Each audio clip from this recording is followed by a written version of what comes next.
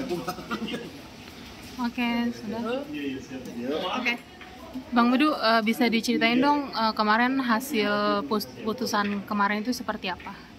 Iya, kalau informasi dari kuasa hukum aku dikirimin e-courtnya bahwa permohonan aku sebagai pemohon terhadap termohon mantan istri aku itu dikabulkan untuk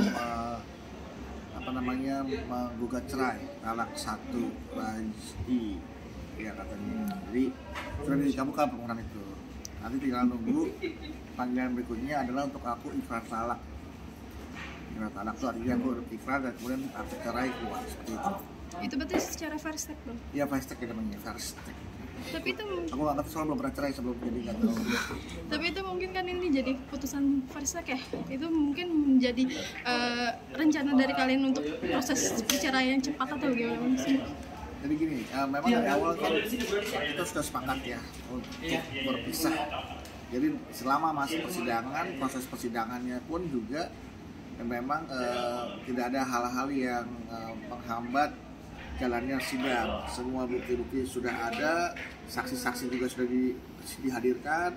Artinya antara saya dan mantan dan Anggi itu sudah sama-sama sepakat untuk menghadirkan saksinya, juga tahu mantan saya saksi juga tahu siapa yang saya hadirkan. Justru saksinya adalah kerabatnya mantan istri saya, yaitu kakaknya dan kakak iparnya gitu.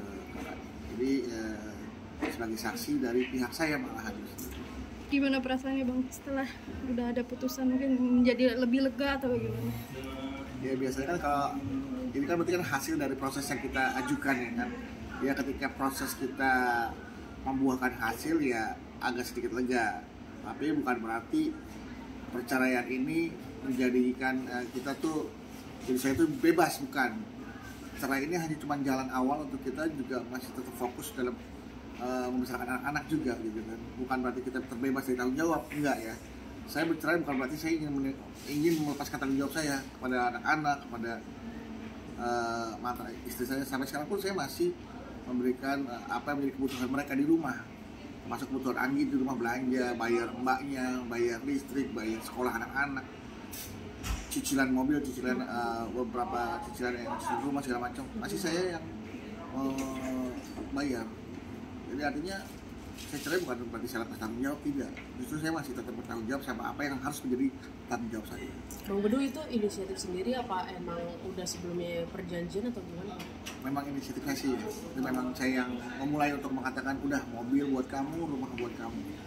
Biarin aku mah laki-laki gampang bisa ya sendiri ini kan, karena masalahnya kan Anggi sama anak-anak itu yang aku pikirkan kan. Anak-anak harus mendapatkan perlindungan yang nyaman, tempat yang nyaman, ya suasana yang nyaman agar ya anak-anak bisa fokus belajar, fokus sekolah, biarkan yang sisanya orang tua yang mengurus. Karena kan anak-anak tidak kehilangan orang tua, hanya Bedu dan Anggi aja kehilangan status sebagai suami istri. Mungkin ada nominalnya nggak, misalnya berapa juta untuk per bulan gitu untuk yang tadi listrik dan lain-lain? Iya, kalau yang wajib aku kasih sih ya, karena kan itu kebutuhan ya, bukan keinginan ya. Itu hampir menyentuh di angka 50 juta Per bulan bang? Per bulan. Jadi artinya ya, makanya aku bukan bisa dibilang senang bebas, enggak, tetap aku tanggung jawab gitu untuk memenuhi kebutuhan itu sampai nanti Anggi punya pendamping. Tapi kalau masalah anak-anak tetap aku bertanggung jawab. Bang, kayak anak-anak masih kayak suka ngajak ketemu abang nggak sih? Apa di ibunya terus? Baru kemarin tuh anak-anak akhirnya diantar sama ibunya untuk ketemu saya. Kita jalan, makan di mall gitu kan. Anak Mela mau main di playground, kita makan bareng. Ya ibunya ikut, karena kan biar tetap anak-anak itu melihat bahwa walaupun orang tuanya berpisah, tapi tidak ada rasa amarah, dendam, dan saling menyakiti ya, karena memang kita juga sepakat berpisahnya baik-baik. Udah sampai anak-anak diantarin ke rumah kontrakan aku yang sekarang. Bahkan sampai anak-anak kepengen, ayah aku hidup sini ya, ayah aku boleh nggak? Ya karena rumahnya belum siap, masih artinya bukan belum siap ya, yang memang belum dipersiapkan untuk dihidupi anak-anak, karena hanya khusus untuk saya doang. Jadi ruang rumah itu cuma yang ada AC-nya cuma kamar saya aja. itu pun nggak ada tempat tidur, cuma kasur di lantai biasa.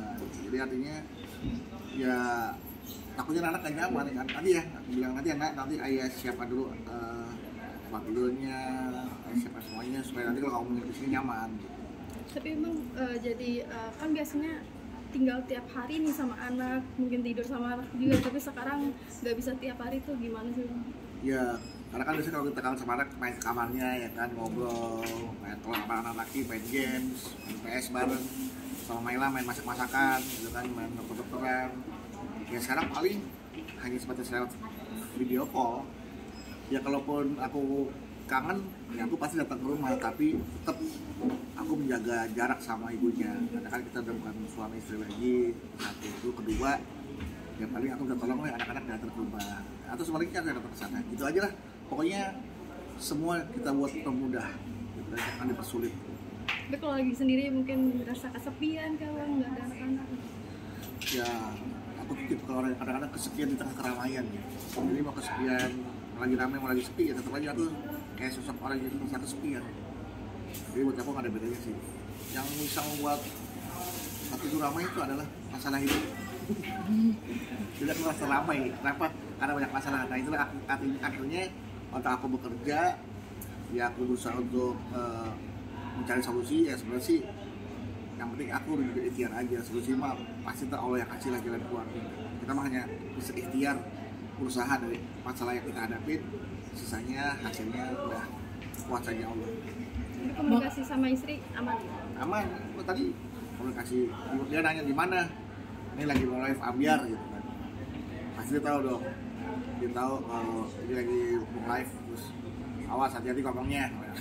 Diingetin ya Bang? Iya, diingetin. Bang kayak lagi makan bareng, maaf ada obrolan anak nggak yang bikin sedih atau kangen ngumpul-ngumpul bareng lagi atau gimana gitu nggak?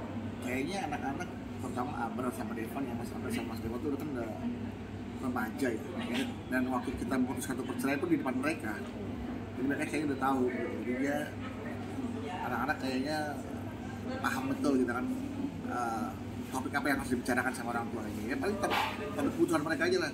Ayah aku mau ini dong Bun, aku mau sepatu dong, aku mau beli sepatu bola lagi dong, bola aku udah lagi enak nih.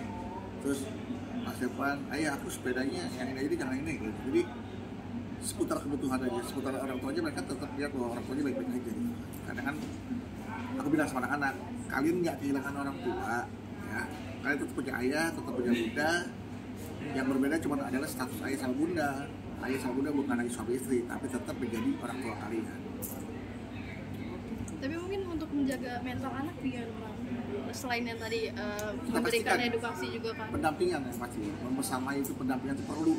Kita tanya apa yang menjadi masalah, ada masalah nggak, ada kesulitan, ada apa yang harus kita selesaikan sama-sama. Selama ini fine-fine aja. Ya Devan masih masalah sekolah semuanya. Dia mau tanding silat, ya aku tanya apa udah siap. Dan Abrar mau yang lagi hobinya bener-bener motor, ya dia minta ayah tambahin dong ayah buat mesinnya mau diganti lagi nih.